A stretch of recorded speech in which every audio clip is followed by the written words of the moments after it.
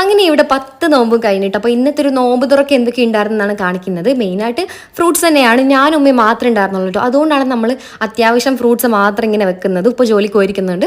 പിന്നെ ജ്യൂസിന് നമ്മൾ സ്ട്രോബെറി ജ്യൂസാണ് ഉണ്ടാക്കിയത്. റൂഹഫ്സ ഇന്നില്ല ഗൈസ്. അപ്പോൾ നമ്മളങ്ങനെ സ്ട്രോബെറി ജ്യൂസ് ഉണ്ടാക്കി. പിന്നെ അപ്പം ഉണ്ടായിരുന്നു, പിന്നെ സമൂസ ഉണ്ടായിരുന്നു, കട്ട്ലേറ്റ് ഉണ്ടായിരുന്നു.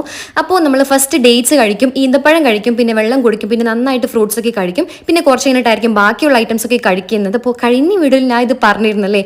ഓക്കെ, പിന്നെ എത്ര പേരാണ് ഇങ്ങനെ കഴിക്കുന്നതെന്ന് ഒന്ന് കമൻറ്റ് ചെയ്യണം കേട്ടോ. ഇങ്ങനെ വെള്ളപ്പം വെച്ചിട്ട് അതിൻ്റെ മുകളിൽ സമൂസ വെച്ചിട്ട് മടക്കിയിട്ട് കഴിക്കുന്നത് ഒരു രസമാണല്ലേ. പിന്നെ രാത്രിയായപ്പോൾ ചിക്കനും ബീഫും ഒന്നും എനിക്ക് കഴിക്കാൻ തോന്നിയില്ല. കാരണം കുറേ ദിവസമായിട്ട് ഇങ്ങനെ കഴിക്കാനാണല്ലോ. അപ്പോൾ എനിക്ക് സാമ്പാർ കഴിക്കണം ഒരു കൊതിയായി. അതുകൊണ്ട് പുറത്ത് പോയിട്ട് നമ്മൾ സാമ്പാറും ചോറൊക്കെ അങ്ങനെ വാങ്ങിക്കൊണ്ടുവന്നു. അപ്പോൾ ഉമ്മ മുട്ട പൊരിച്ചു തന്നിട്ടോ. പിന്നെ അന്നത്തെ ചിക്കൻ റോസ്റ്റ് ഉണ്ടായിരുന്നു, അതും കഴിച്ചു. പിന്നെ എൻ്റെ ഒരു കുട്ടി സബ്സ്ക്രൈബർ ലിയ എന്നാണ് പേര്. അപ്പോൾ ആൾ എന്നോട് ഹായ് പറയോ ഇത്താന്ന് ചോദിച്ചിട്ടുണ്ടായിരുന്നു. അപ്പോൾ ഹായ് ലിയ. അപ്പോൾ ഇങ്ങനെയൊക്കെ കമൻറ്റ് കേൾക്കുമ്പോൾ ഭയങ്കര ഒരു സന്തോഷമാണ് ഗൈസ്. അപ്പോൾ ഇത്രയേ ഉള്ളൂ. ചേട്ടാ.